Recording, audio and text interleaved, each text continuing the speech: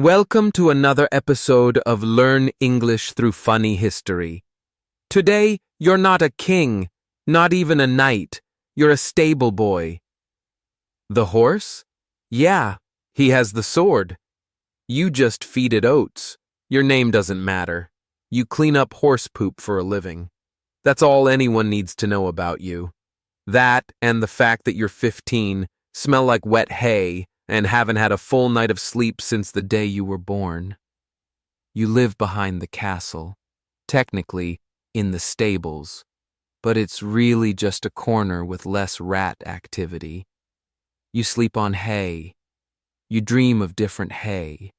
You wake up at dawn. The rooster doesn't crow. It just screams, like it saw something, like it knows what today holds. You sit up and cough out a straw. Your hair is stuck to your face. Your arms don't work properly, but that's normal. You get up. You limp toward the stalls. The horses are already awake, staring, judging. There's one in particular, Sir Oatsworth. That's not his real name. You called him that, because no one dared name him after what happened to the last boy. Sir Oatsworth is a warhorse, massive, black, muscles like tree trunks, teeth like injustice, and yes, he has a sword, not in his hooves, obviously. You're not that crazy.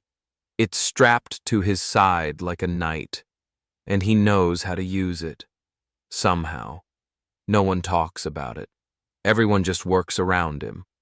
You grab a bucket of oats. You approach slowly. You avoid eye contact. Sir Oatsworth stares at you, unblinking. You whisper, "Peace, big lad. I come with food, not violence." He flares his nostrils. You hold out the oats like a sacrifice. He accepts them. You don't exhale until he looks away. Behind you, the other horses snicker. Probably. You can't prove it. But they seem smug.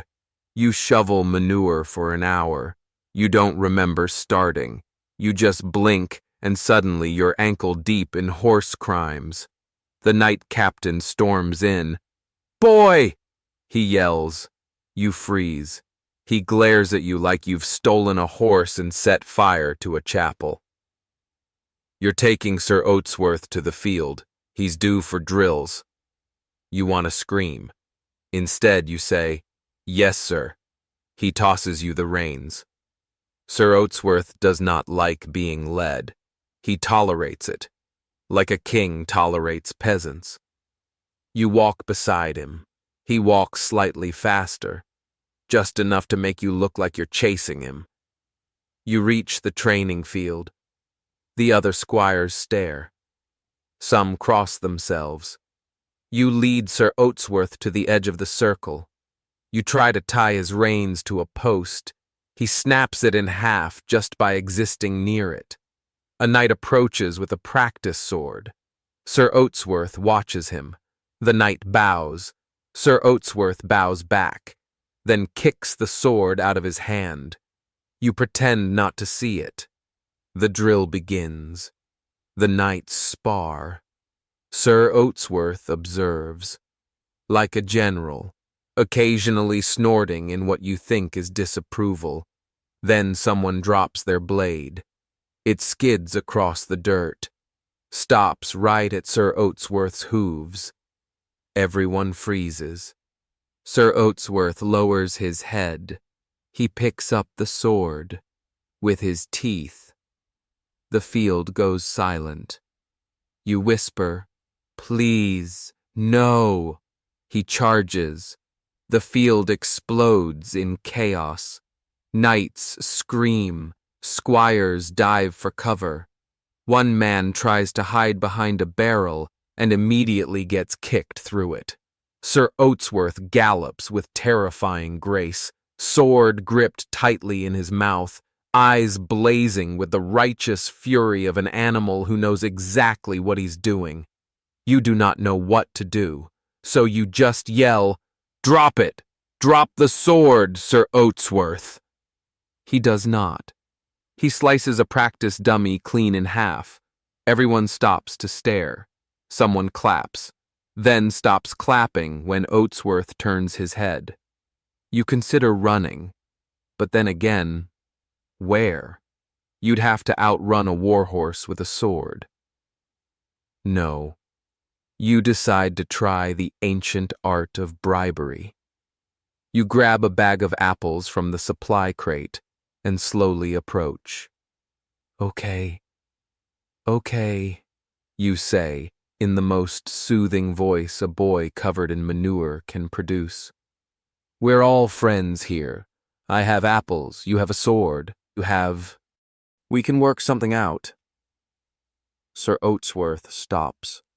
He watches you. You drop an apple at his hooves. He sniffs it, then kicks it into the nearest tree where it explodes. You drop the whole bag. He snorts, nods, and slowly lowers the sword. It hits the ground with a metallic thud. The field exhales. You lunge and grab the sword. Bad idea. You fall backward. The sword is heavier than your sense of worth. You lie on the ground, winded, eyes to the sky. Sir Oatsworth trots over and stands directly above your face. You smell oats, sweat, and horse authority. He licks your forehead once, then walks away. The crowd stares. The night captain approaches. He looks at you, then the horse, then the flattened training dummy. He says, "Good, he's improving." You want to ask compared to what, but decide it's safer not to. You drag the sword back to the rack, still shaking. You spend the rest of the afternoon repairing fences Sir Oatsworth kicked over just by breathing near them. By sunset, your arms don't feel attached anymore. You collapse in the straw beside his stall. He watches you. You say, "You almost killed 5 people today." He snorts. You sigh. "You're lucky you're majestic." He blinks. You think it's forgiveness. You fall asleep. You dream of hooves and sword fights. In the dream, you're the horse. It's empowering and terrifying. You wake up to the sound of clanging. Sir Oatsworth is fencing again. With a scarecrow, he's winning. You roll over and cover your face with hay. You're the stable boy. The horse has a sword, and tomorrow you're teaching him to joust.